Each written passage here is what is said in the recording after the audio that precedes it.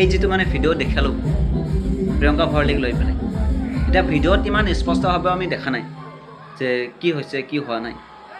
এতিয়া সেইটো তেওঁলোকৰ ব্যক্তিগত কথা, এই ক্ষেত্ৰত মই ক'বলৈ নাযাওঁ। মই জাষ্ট মানে এটাই কথা ক'ব বিচাৰোঁ, আমাৰ যিসকল মানে দৰ্শক থাকে বা আমাৰ যিবিলাক মানুহ থাকে, মানুহবিলাকক মই এটা কথাই ক'ব বিচাৰোঁ যে আমাৰ সকলো আৰ্টিষ্ট বা সকলো যিবিলাক আমাৰ শিল্পী থাকে, সকলো শিল্পীক যদি আমি জুবিন গাৰ্গ বুলি ভাবি লওঁ আৰু তেনেদৰে যদি আমি চেল্ফি উঠিবৰ কাৰণে গুচি যাম বা কিবা কৰিবৰ কাৰণে গুচি যাম, সেইটো কিন্তু ভুল হৈ যাব।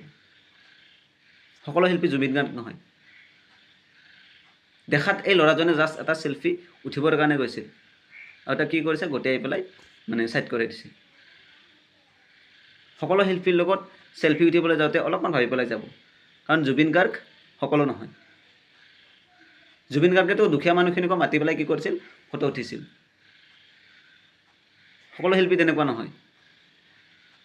সেয়ে যদি কোনোবা শিল্পীক যদি ভালো পায়, তেতিয়াহ'লে এনেকুৱা ধৰণৰ বা যাই পেলাই ফটো উঠিব কিবা কৰিব, যাই পেলাই নিজৰ আত্মসন্মানখিনি নষ্ট কৰাতকৈ ফটো উঠিব নাযাতে মই বেটাৰ বুলি ভাবোঁ।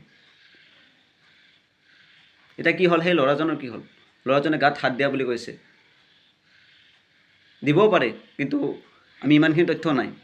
এতিয়া সেই ল'ৰাজনে এটলিষ্ট কি হৈ গ'ল, এখন ফটোৰ বাবে তেওঁৰ মানে কিমান ডাঙৰ কাণ্ড এটা হৈ গ'ল। চ' এই বস্তুটোৱে মানে মেইনলি সকলো শিল্পী জুবিন গাৰ্গ হ'ব নোৱাৰে, আৰু আমাৰ দৰ্শকখিনিও যাতে শিল্পী এজনে যেতিয়া মানে মঞ্চত আহিব বা ক'ৰবাত আহিব, যাতে চেল্ফিক লৈ পেলাই যাতে হেতা ওপৰা নকৰে, সেইটোৱে আৰু মেইন পইণ্ট।